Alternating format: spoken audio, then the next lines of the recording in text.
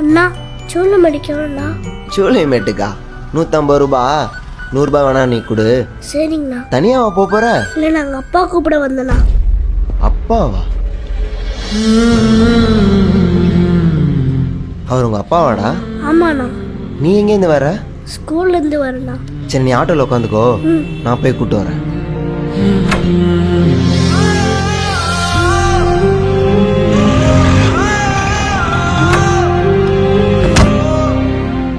இந்தாங்கண்ணா. ஏதுடா உனக்கு காசு? அப்பாவோடதா?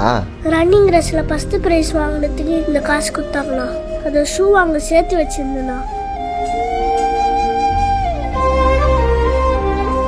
இந்தா. இல்லைண்ணா வாணாண்ணா.